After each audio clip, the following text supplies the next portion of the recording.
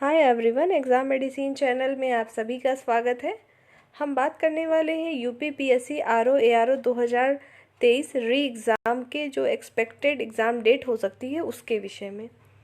और हम इसमें बात करेंगे, आपके द्वारा सबसे ज़्यादा पूछा जाने वाला प्रश्न है कि अगर हमने एग्ज़ाम नहीं दिया था 11 फरवरी को, तो क्या जब री एग्ज़ाम होगा तो आप एग्ज़ाम दे सकते हैं या नहीं दे सकते हैं। तो इन सभी चीज़ों के पे बात करेंगे। सबसे पहले आप जान लीजिए कि जो आपकी एक्सपेक्टेड डेट है वो 6 महीने तो बता दी गई कि 6 महीने में होगी, लेकिन आपको ये भी बात पता होगी कि यूपी पुलिस की भी जो परीक्षा रद्द हुई है वो भी 6 महीने के अंदर कराना है।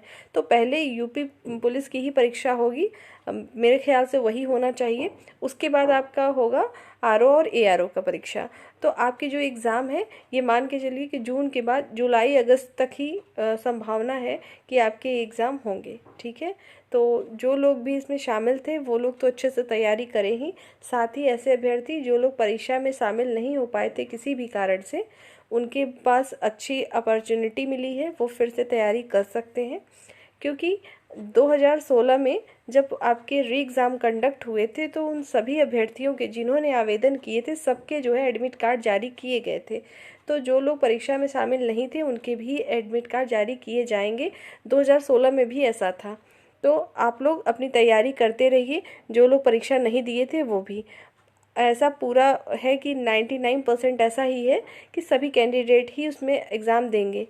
क्योंकि इसका ये भी कारण है, आप ये देखे होंगे कि जब एग्ज़ाम हो रहे थे, अभी जब एग्ज़ाम लीक की खबरें आई तो कुछ कैंडिडेट एग्ज़ाम सेंटर से बाहर आ गए थे पहले ही।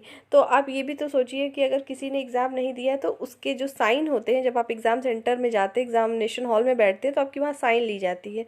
हो सकता है कुछ अभ्यर्थी ऐसे रहे हो कई सेंटर के कि जो वो पेपर लीक है ऐसी खबर सुन के अंदर ही न गए हो, साइन ना किया हो, तो क्या वो अभ्यर्थी एग्ज़ाम नहीं देंगे। तो काफ़ी पॉइंट है जिसको आप ध्यान में रखते हुए ये मान के चलिए कि अगर आपने एग्ज़ाम नहीं भी दिया है तो भी आपको पूरी पॉसिबिलिटी है कि आपको एग्ज़ाम देने को मिलेगा। अगर आप ऐसा जानना चाहते हैं तो 2016 में जो नोटिस जारी हुई थी उसमें ये चीज़ लिखी हुई थी कि जितने भी अभ्यर्थियों ने आवेदन किया था सबके एडमिट कार्ड को जारी किया गया था। तो आप वहाँ से भी देख सकते हैं।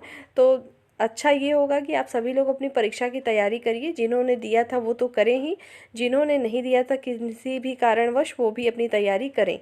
और दूसरी बात ये है कि इससे रिलेटेड कोई भी अगर इन्फॉर्मेशन, कोई भी नोटिस आएगी तो आपको ये हमारी ऑफिशियल वेबसाइट है www.exammedicine.com, यहाँ पर आप विजिट करेंगे तो आपको देखने को मिलेगी। साथ ही ये टेलीग्राम लिंक है, टेलीग्राम चैनल है, एग्ज़ाम मेडिसिन हब के नाम से है।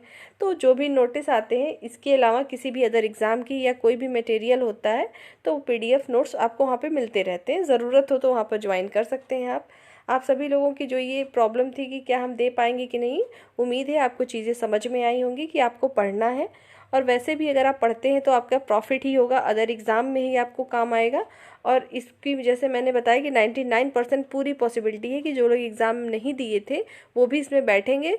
बस ये है कि उनका आवेदन हुआ हो, आपके एडमिट कार्ड आए थे लेकिन आप किसी कारण से नहीं गए पेपर देने, तो आप दे सकते हैं पेपर, आपके भी एडमिट कार्ड जारी होंगे, इसकी पूरी संभावना है। तो उम्मीद है आपको सारी चीज़ें समझ में आ गई होंगी। नेक्स्ट वीडियो में नई इन्फॉर्मेशन के साथ हम फिर मिलेंगे। जय हिंद।